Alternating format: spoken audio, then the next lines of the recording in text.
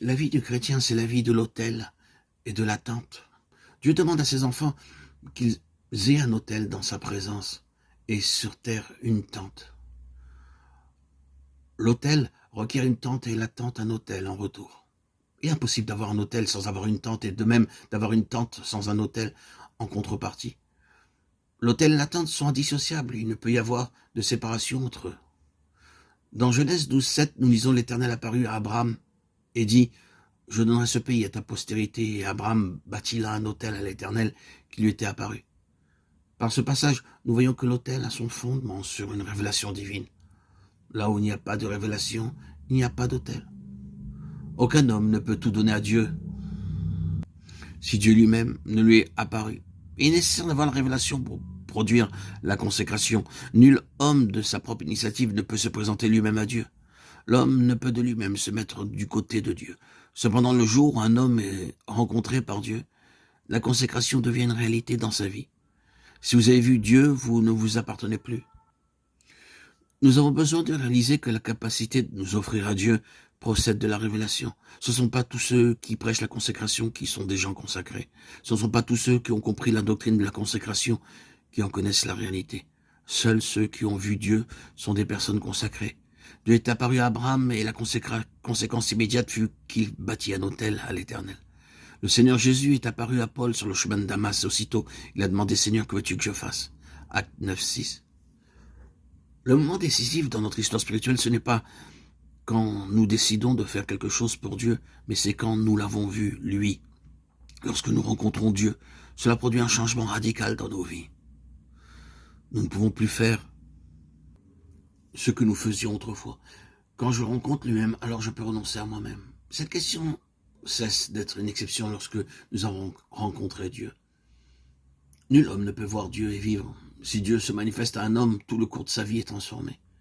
Oh, ce n'est pas la décision de servir Dieu qui me permet de le faire. Ce n'est pas ma volonté de bâtir un autel qui peut le dresser.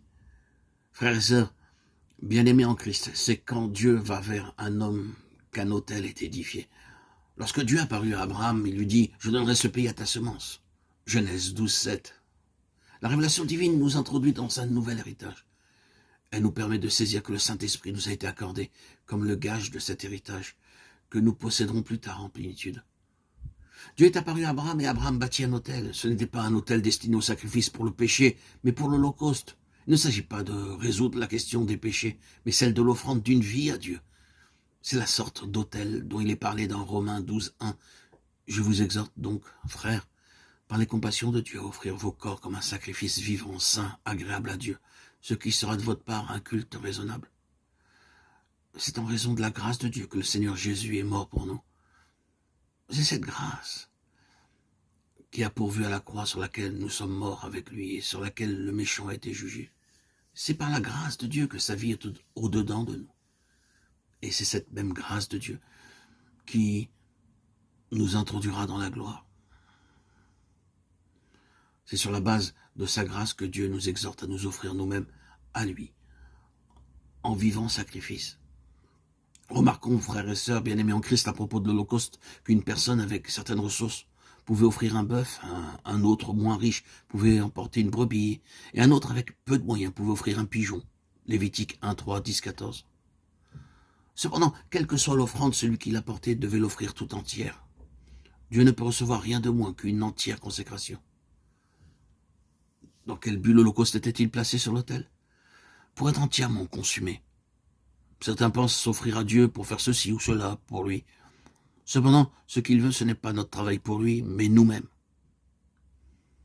L'autel ne signifie pas faire pour Dieu, mais être pour Dieu.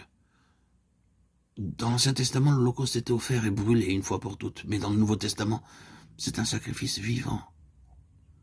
La signification de l'autel, c'est l'offrande d'une vie à Dieu, pour être toujours consumée, cependant toujours vivante. Étant toujours vivante, mais pour être toujours consumée, Dieu désire que nos vies lui soient consacrées, afin que tout au long du chemin, elles puissent être sans cesse consumées pour lui.